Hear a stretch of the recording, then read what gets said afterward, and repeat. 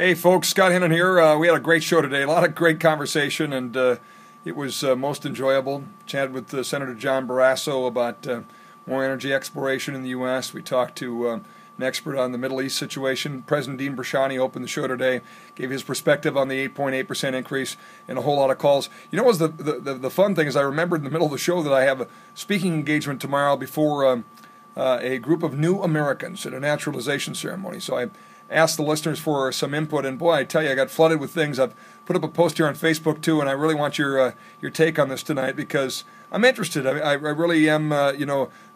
For one, whenever I give am honored with the invite to speak at a particular group. I usually am overloaded with thoughts. When you yak for 3 hours a day as a radio talk show host, you have never, I don't at least find myself short of opinions and things to say.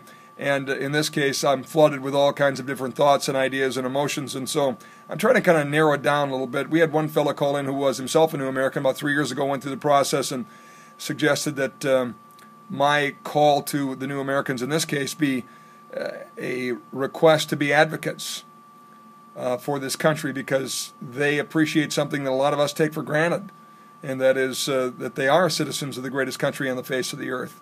Not a bad idea. So that's bouncing around my head, but I welcome other ideas. So if you have an idea on what we ought to visit about tomorrow and how I could best inspire these citizens now at a naturalization ceremony, I'd appreciate it. So weigh in here on the Facebook page and join us on an Open Phone Friday edition of the Scott Hennen Show. Governor Dalrymple tomorrow, and lots of fun. Most importantly, your calls, 2 to 5, right here on the Scott Hennen Show.